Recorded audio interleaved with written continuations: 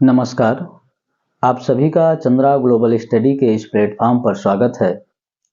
साथियों, हम सब पिछली कक्षाओं में कक्षा 12 रसायन विज्ञान के अनसॉल्व पेपर को हल कर रहे थे, जिसमें 2023 के प्रश्नों को हल किया गया था। लगातार हम लोगों ने 1 से लेकर के 6 तक सेटों को पूरी तरह से हल कर लिया था। आज हम 2023 के सेट 7 जिसका कोड था 347 BZ को हल करेंगे। तो चलिए एक एक क्वेश्चनों को हम हल करते हैं। देखेंगे बीजेड में जो पहला क्वेश्चन दिया गया है, क्वेश्चन नंबर 1, ये आपका ऑब्जेक्टिव क्वेश्चन है, बहुविकल्पीय प्रश्न। बहुविकल्पीय प्रश्न, इस बहुविकल्पीय प्रश्न में देखेंगे जो पहला क्वेश्चन है ये हमारे सिलेबस में नहीं है, छोड़ देंगे। इसका एक का जो खा है उसको देखें। एक के खा कह रहा है कि 0.3 ग्राम एसिटिक अम्ल जिसका सूत्र होता है CH3COOH 80 ग्राम बेंजीन में विलीन है, तो विलयन की मोललता होगी। आप हल कर लेंगे इसको। देखें स्मॉल w यानी एसिटिक अम्ल का वेट दिया गया है 3.0 ग्राम। एसिटिक अम्ल सूत्र हो जाएगा CH3COOH का अणुभार को हम MW से प्रेजेंट करेंगे, ये होता है 60। और यहाँ पर जो विलायक है यानी बेंजीन, इसका द्रव्यमान दिया गया है 80 ग्राम, तो हम विलायक के द्रव्यमान को कैपिटल W से प्रेजेंट करेंगे, ये होता है 80 ग्राम दिया गया है। कह रहा है कि इसकी मोललता बताओ। मोललता और मोललता को हम स्मॉल m से प्रदर्शित करते हैं, यही हमें ज्ञात करना है। तो चलिए हल कर लेते हैं इसको। यहाँ पर देखेंगे सूत्र होता है चूंकि मोललता बराबर स्मॉल w यानी विलेय का द्रव्यमान बटे विलेय का अणुभार गुणे विलायक का द्रव्यमान, और ये भी होता है किलोग्राम में। तो अगर ग्राम में दिया गया है तो हम 1000 से यहाँ पर भाग करेंगे, ये ऊपर आ जाएगा, 1000 से गुणा हो जाएगा। यहाँ पर मान रख देंगे, स्मॉल w का मान है 3.0 गुणे 1000 बटे MW 60 और कैपिटल W का मान दिया गया है 80। हल करेंगे इसको तो 3 से भाग कर दें, 3 1 कम 3 और 3 2 नीचे ये 20 आ जाएगा, और 2 जीरो से 2 जीरो कैंसिल कर दें तो ये हो जाएगा हमारा, और इसको डिवाइड कर दें 2 1 कम 2 2 पंचे 10, तो मान आएगा 5/8। हल करोगे 0 दशमलव लगाओगे, ये हो जाएगा 50 और 8 पंचे 40, 8 6 48, 2 आएगा 20 हो जाएगा, 8 दूनी 16 और 4 बचेगा 40 होगा, 8 पंचे 40, ये आ जाएगा इसकी मोललता इतने मोलल। तो विकल्प हमारा इसमें सही होगा तीसरा, यानी कि खा का हमारा तीसरा विकल्प सही है। तीसरा विकल्प सही है जिसका मान है 0.625 मोलल या मोल प्रति किलोग्राम, ये सही होगा। चलिए अगला क्वेश्चन देखते हैं। क्वेश्चन नंबर गा दिया गया है, यहीं पर हम लिख लेते हैं क्वेश्चन नंबर गा में क्वेश्चन है, प्रथम कोड की एक अभिक्रिया के लिए वेग स्थिरांक यानी k की वैल्यू दी गई है। वेग स्थिरांक ये है 2.0 इंटू 10⁻³ सेकेंड इनवर्स, ये दिया गया है। इस अभिक्रिया की अर्ध आयु बताइए कि क्या होगी, यानी t हाफ से पूछ रहा है कि ये बताइए इसका मान क्या होगा। तो चलिए इसको सॉल्व करते हैं। सूत्र होता है चूंकि t हाफ बराबर, यानी प्रथम कोड की अभिक्रिया के लिए मान होता है t हाफ बराबर 0.693/k, मान रख देंगे 0.693 बटा k का मान है 2 गुणे 10 की घात -3। हल करोगे इसको 2 से डिवाइड करेंगे तो 2 3 6 और 2 चौको 8, 1 2 6 12, यहाँ पर बाकी बचेगा 1 आएगा 10, 2 पंचे 10 और ये ऊपर जाएगा तो 10 की घात 3 यानी 1000 हो जाएगा। अब देखेंगे इसमें से विकल्प आपका मिलेगा। अच्छा, इसको थोड़ा सार्थक अंकों में हम लिखेंगे तो 1 अगर दशमलव दाईं ओर 3.465 इंटू 10⁻², और ये अर्धायु काल है तो इतने होगा सेकंड, ये इसका आंसर होगा। तो यहाँ पर देखें हमारा विकल्प सेकंड सही है, गा का सेकंड विकल्प सही है, ये सही होगा। चलिए ये 2 हो गए। यहीं पर घा करके दिया गया है, आइए देख लेते हैं। यहीं पर घा लिखा हुआ है डीएनए में क्षारक अनुपस्थित है। कौन सा क्षारक डीएनए में नहीं पाया जाता? पहला दिया गया है एडेनिन, दूसरा है ग्वानिन, तीसरा है साइटोसिन और चौथा दिया गया है यूरेसिल। तो हमारा विकल्प चौथा सही होगा। यूरेसिल डीएनए में नहीं पाया जाता। यूरेसिल ये है आरएनए में पाया जाता है। तो ये हो गया घा। अब बात करते हैं अंगा। ये है पांचवा विकल्प अंगा। अंगा कह रहा है, एक फार्मूला लिखा है, कह रहा है इसका आईयूपीएसी नाम है। यहां दिया गया है CH3 CH3 CH CHOH CH3 और यहां पर लिखा हुआ है CH3 का आईयूपीएसी नाम। आईयूपीएसी नाम यहां देखेंगे, पहला दिया गया 2 हाइड्रॉक्सी 3 मेथिल ब्यूटेनल। तो यहां ये होगा नहीं। 2 मेथिल ब्यूटेन 2 ऐसा भी नहीं दिया गया है, क्योंकि यहाँ पर जो इसकी संरचना है कुछ अलग प्रकार से दिया है। तो इसका नाम हो जाएगा methyl hydroxy butanal. Methyl hydroxy butanal. Methyl hydroxy butanal. देखिए इसमें जो विकल्प दिया गया है ये मेथिल हाइड्रॉक्सी ब्यूटेनल भी नहीं होगा, क्योंकि इसमें कोई CHO समूह नहीं दिया गया है। तो इसलिए यहां पर जो इसका विकल्प दे रहा है, ऐसा कोई इसमें विकल्प नहीं है जो सही हो। या तो फिर इसकी संरचना गलत हो जाएगी, अन्यथा ये गलत होगा। ये जो लिखा हुआ है इस तरह से इसका यहाँ पर नाम नहीं होगा। यहाँ पर जो इसके विकल्प में बता रहा है उसमें दिख रहा है कि 3 मेथिल ब्यूटेन 2 3 मेथिल ब्यूटेन 2 ये सही दिखा रहा है, लेकिन ये भी गलत है। ब्यूटेनल नहीं होगा, बिल्कुल भी नहीं होगा, क्योंकि इसमें कोई क्रियात्मक समूह CHO नहीं दिया गया है। तो इस तरह से इसमें से कोई भी विकल्प यहाँ पर सही नहीं है। चलिए अगला देखते हैं। चा दिया गया है हिंसबर्ग अभिकर्मक है। आप लोग जानते हैं हिंसबर्ग अभिकर्मक, जब हम प्राथमिक द्वितीयक और तृतीयक अमीन में विभेद करते हैं तो इसी हिंसबर्ग अभिकर्मक के द्वारा किया जाता है, जिसका दूसरा नाम होता है बेंजीन सल्फोनिल क्लोराइड और सूत्र होता है इसका C6H5SO2Cl। तो हमारा विकल्प यहाँ पर तीसरा सही हो जाएगा। ये तीसरा विकल्प सही होगा। बेंजीन सल्फोनिल क्लोराइड ये विकल्प हमारा सही होगा। नोट करेंगे, ये हमारे बहुविकल्पीय प्रश्न होंगे।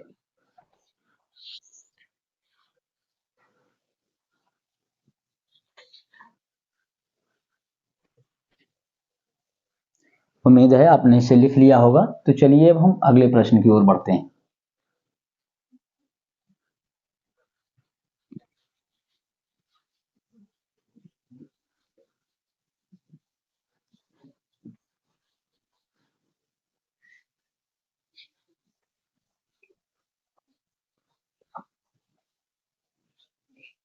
आइए देखते हैं अगला प्रश्न।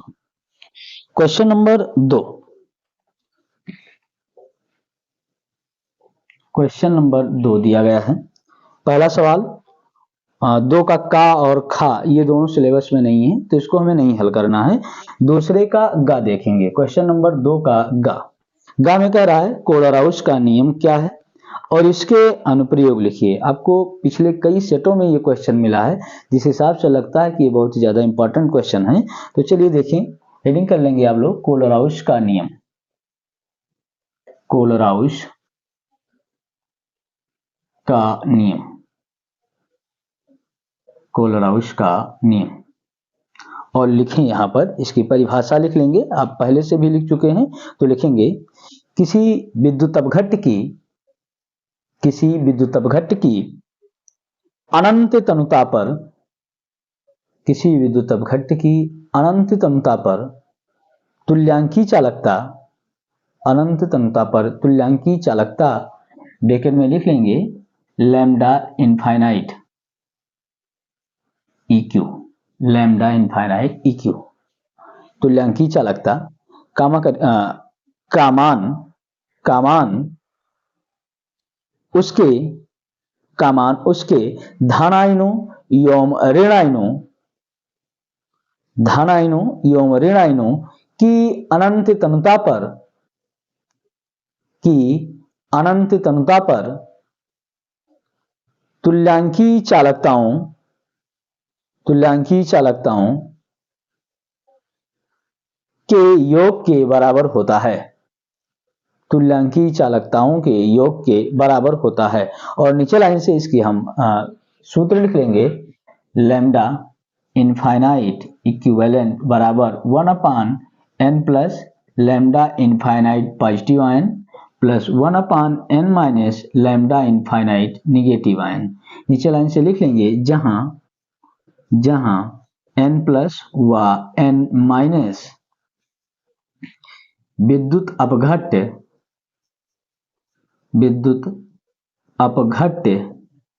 के वियोजन से प्राप्त क्रमशः धनायनु एवं ऋणायनों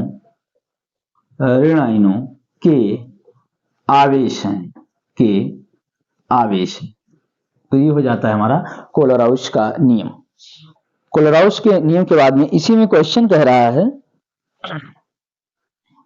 कि इनके अनुप्रयोग लिखिए। तो यहां पर लिख लेंगे अनुप्रयोग। और अनुप्रयोग में आप लिखेंगे इसमें अनुप्रयोग में लिखें, कोलराउस के नियम का उपयोग दुर्बल विद्युत अपघट्यों की तुल्यांकी चालकता ज्ञात करने में किया जाता है। दुर्बल विद्युत अपघट्यों की तुल्यांकी चालकता ज्ञात करने में किया जाता है। एक अनुप्रयोग कह रहा है, आप एक को लिख देंगे। अगर चाहें तो दूसरा भी आप लिख सकते हैं कि दुर्बल विद्युत अपघट्यों के वियोजन की मात्रा ज्ञात करने में भी इसका उपयोग किया जाता है। तो इस तरह से ये हमारा दोनों क्वेश्चन हो जाएंगे, आप इसे नोट करें। उम्मीद है इसे आपने लिख लिया होगा। तो चलिए हम दूसरे क्वेश्चन नंबर 2 के अगले प्रश्न को देखते हैं।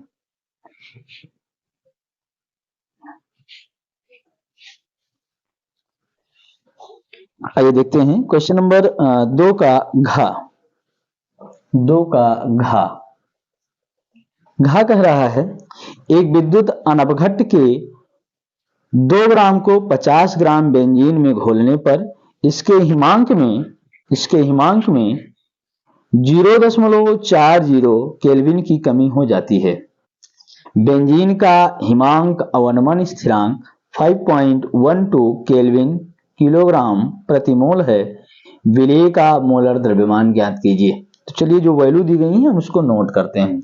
2 ग्राम विद्युत अपघट्य है, यानी कि स्मॉल w का मान दे दिया गया है 0.2 ग्राम, एक वैल्यू दी गई है। 50 ग्राम बेंजीन में घोलने पर तो कैपिटल W का मान यानी विलायक का द्रव्यमान दे दिया गया है 50 ग्राम।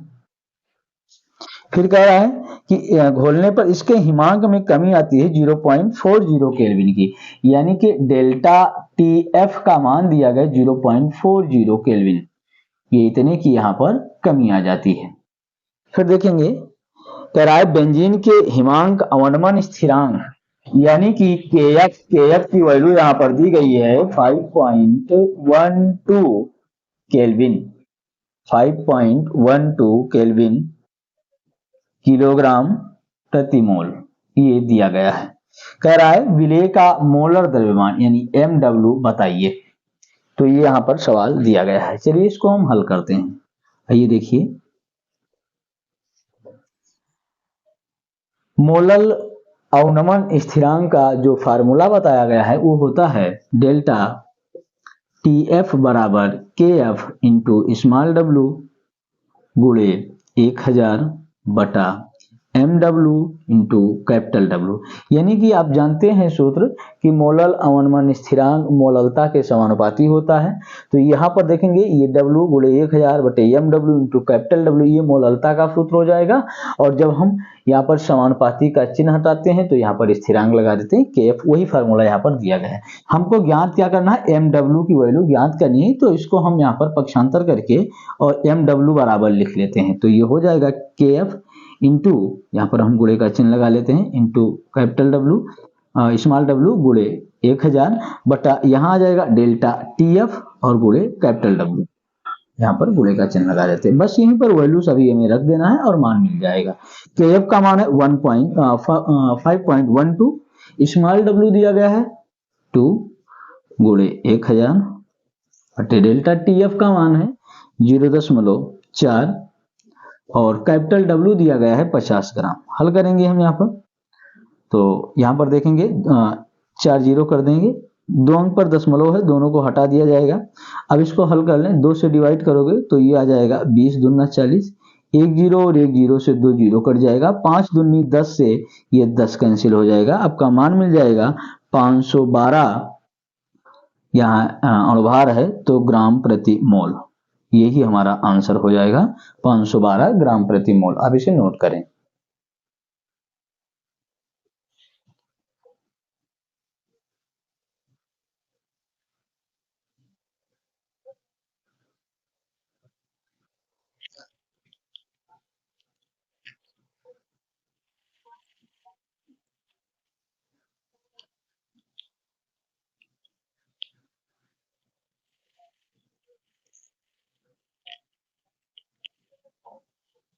उम्मीद है आपने इसे लिख लिया होगा। तो चलिए अब हम अगले प्रश्न की ओर बढ़ते हैं।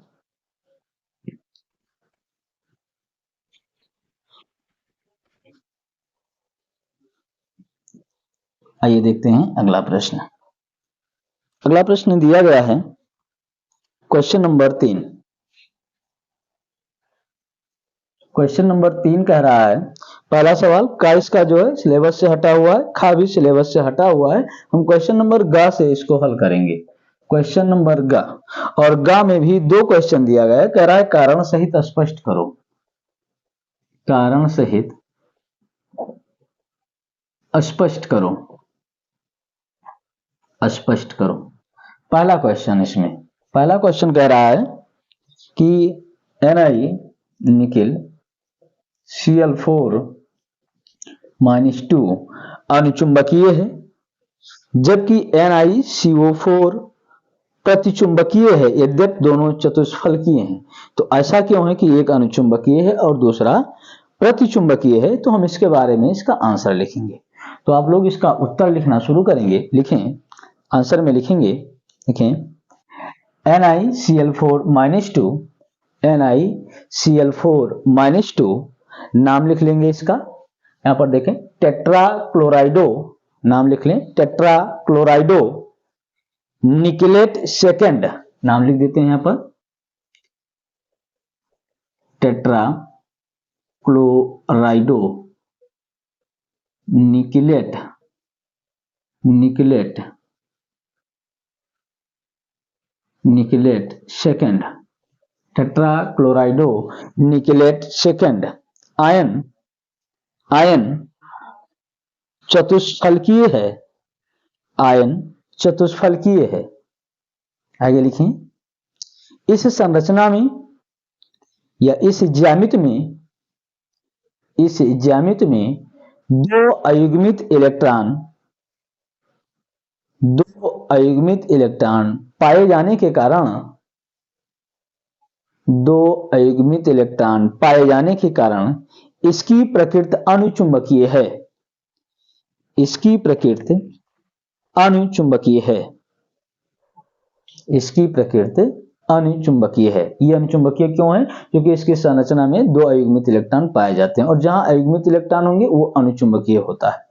आगे लिखेंगे, जबकि, जबकि दूसरा यहीं पर लिखें, जबकि NiCO का होल 4, ये आपका दूसरा दिया गया है इसी क्वेश्चन में, NiCO का होल 4, नाम लिख लेंगे यहां पर इसका भी tetra carbonyl, tetra carbonyl nickel,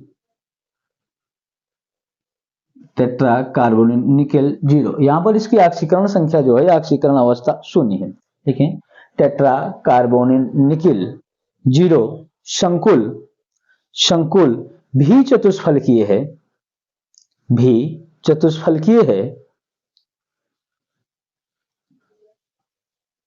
भी चतुष्फलकीय है, लेकिन इसकी संरचना में सभी इलेक्ट्रॉन युग्मित हैं। इसकी संरचना में सभी इलेक्ट्रॉन युग्मित हैं, अतः यह प्रतिचुंबकीय है। सभी इलेक्ट्रॉन युग्मित हैं, अतः यह प्रतिचुंबकीय। एक नंबर में सवाल था, बस इससे ज्यादा यहाँ पर आपको कुछ भी नहीं लिखना है। यानी आप इसमें बता देंगे कि इसमें 2 अयुग्मित इलेक्ट्रॉन है, अयुग्मित इलेक्ट्रॉन होने के कारण ये क्या है, अनुचुंबकीय है, और इसमें कोई अयुग्मित इलेक्ट्रॉन नहीं पाया जाता, इसलिए इसकी प्रकृति प्रतिचुंबकीय है। एक ये क्वेश्चन हो जाएगा। चलिए अगला क्वेश्चन देखते हैं, इसी का सेकंड दिया गया है, यानी कि तीसरे के गा का सेकंड ये दिया गया है। देखिए क्वेश्चन कह रहा है FeH2O का होल 6 प्लस 3 आयन प्रबल अनुचुंबकीय है, जबकि FeCN का होल 6 माइनस 3 दुर्बल अनुचुंबकीय है, क्यों? ये कारण बताना है यहाँ पर। तो आप लिखेंगे यहाँ पर इसका आंसर सीधे लिखेंगे आप उत्तर। देखें FeH2O का होल 6 प्लस 3 चार्ज, FeH2O का होल 6 प्लस 3 चार्ज, इसका यहां पर नाम भी लिख लेंगे हेक्सा एक्वा आयरन, यहां पर आयरन लिख दें,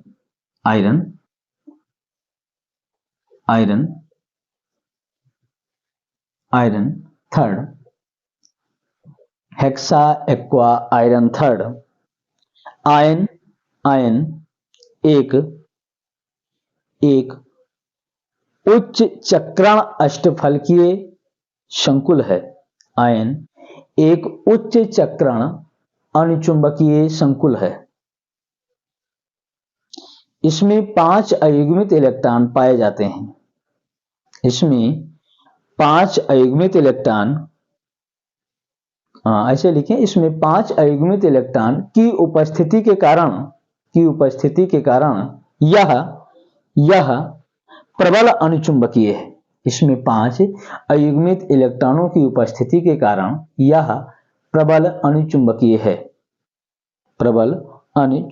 है। जबकि और फिर नीचे लाइन से दूसरे वाले को लिखें, जबकि FeCN का होल 6 माइनस 3, यहां पर लिख देंगे FeCN का होल 6 माइनस 3, यहां पर इसका नाम भी लिख देंगे हेक्सा साइनोफेरेट,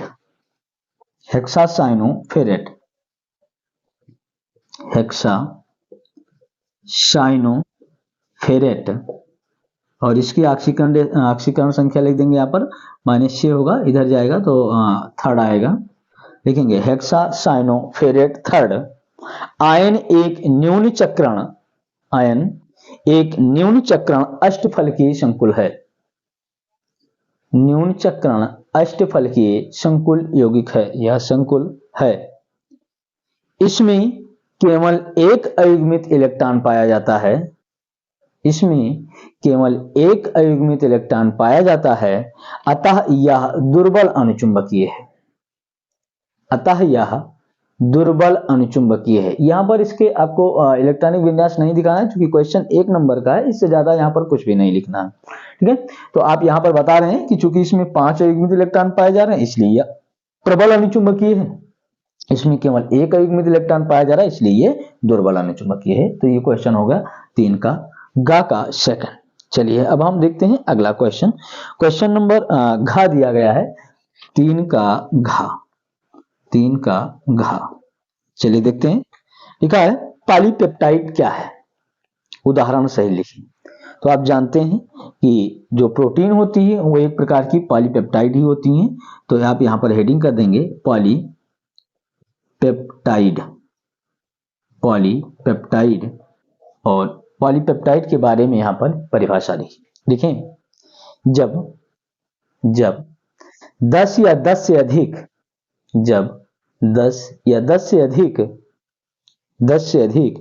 एमिनो एसिड अणु पेप्टाइड पेप्टाइड बंध, और पेप्टाइड बंध को हम प्रेजेंट करते हैं इस तरह से CONH लिख देंगे ब्रैकेट में CONH। पेप्टाइड बंध द्वारा आपस में जुड़ते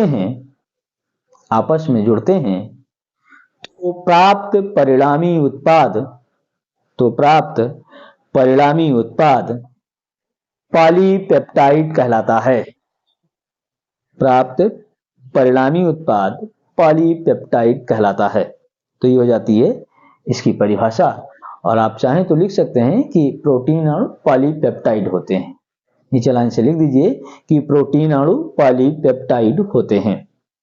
पॉलीपेप्टाइड की यहाँ पर कह रहा है कि इसको उदाहरण सहित समझाइए। तो यहाँ पर हम एक जो है इसकी संरचना बना देते हैं, एमिनो एसिड बनाएंगे।